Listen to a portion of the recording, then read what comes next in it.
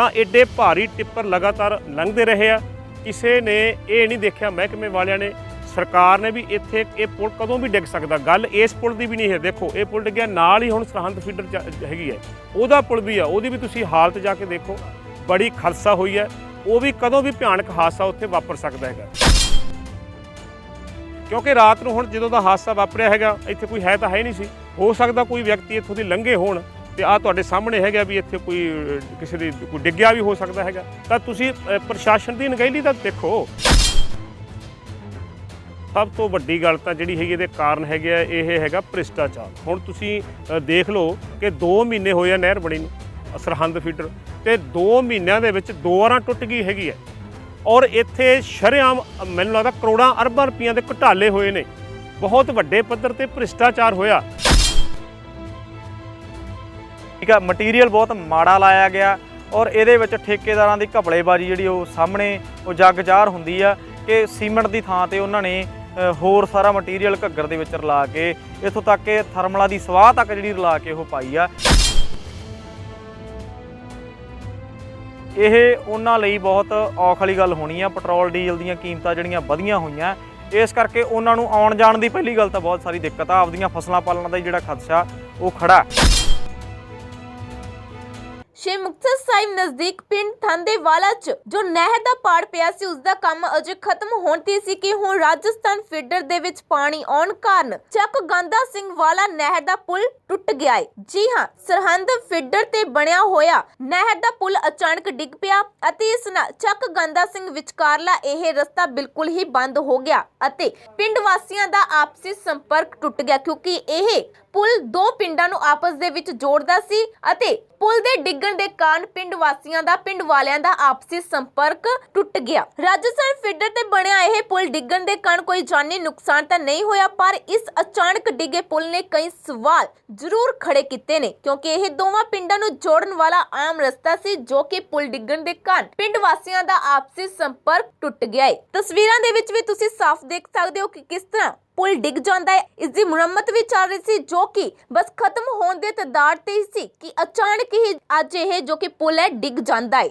तस्वीरां दे विच भी तुसीं साफ देख सकते हो किस तरह पुल अचानक ही डिग जाता है। ते इस मामले संबंधी गलबात करदे आ पिंड वासियां दा की कहना है, आओ जानते हां। ਇਹ ਰਾਤ ਕੋਈ ਲਗਭਗ 12:30 ਵਜੇ ਦੀ ਘਟਨਾ ਹੈਗੀ ਹੈ।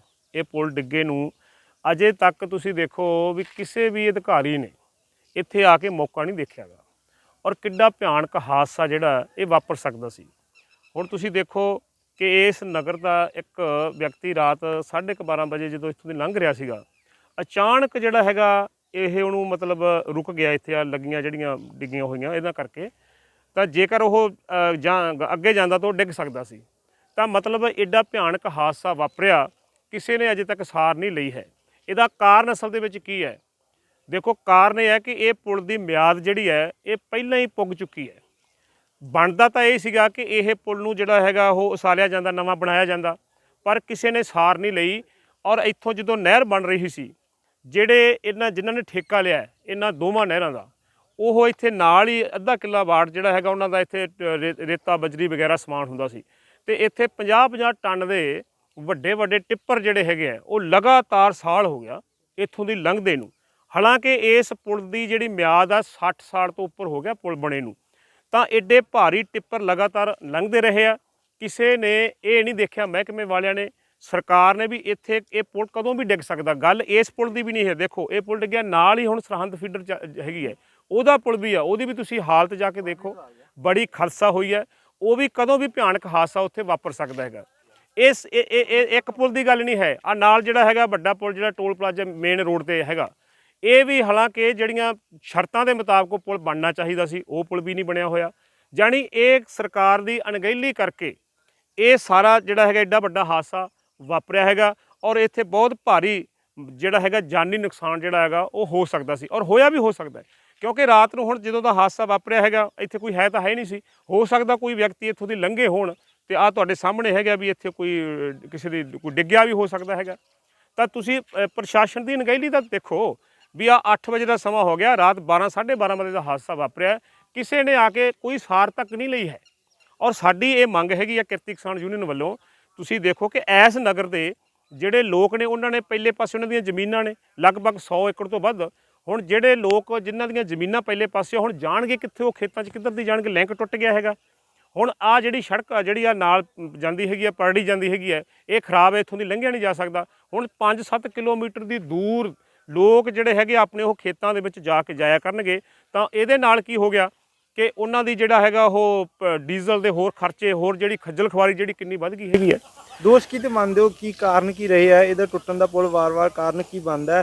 ਪਹਿਲਾਂ ਵੀ ਨਹਿਰ ਟੁੱਟ ਚੁੱਕੀ ਆ, ਪੁਲ ਟੁੱਟਿਆ ਜਿਹੜਾ ਦੁਬਾਰਾ ਫੇਰ ਕਾਰਨ ਕੀ ਹੈ? ਭ੍ਰਿਸ਼ਟਾਚਾਰ ਦੇ ਵੀ ਪਹਿਲਾਂ ਦੋਸ਼ ਲੱਗਦੇ। ਦੇਖੋ, ਸਭ ਤੋਂ ਵੱਡੀ ਗੱਲ ਤਾਂ ਜਿਹੜੀ ਹੈਗੀ ਇਹਦੇ ਕਾਰਨ ਹੈਗੇ ਆ, ਇਹ ਹੈਗਾ ਭ੍ਰਿਸ਼ਟਾਚਾਰ। ਹੁਣ ਤੁਸੀਂ ਦੇਖ ਲਓ ਕਿ 2 ਮਹੀਨੇ ਹੋਏ ਆ ਨਹਿਰ ਬਣੀ ਨੂੰ, ਸਰਹੰਦ ਫੀਡਰ, ਤੇ 2 ਮਹੀਨਿਆਂ ਦੇ ਵਿੱਚ 2 ਵਾਰਾਂ ਟੁੱਟ ਗਈ ਹੈਗੀ ਹੈ। ਔਰ ਇੱਥੇ ਸ਼ਰੇਆਮ ਮੈਨੂੰ ਲੱਗਦਾ ਕਰੋੜਾਂ ਅਰਬਾਂ ਰੁਪਈਆਂ ਦੇ ਘੁਟਾਲੇ ਹੋਏ ਨੇ, ਬਹੁਤ ਵੱਡੇ ਪੱਧਰ ਤੇ ਭ੍ਰਿਸ਼ਟਾਚਾਰ ਹੋਇਆ।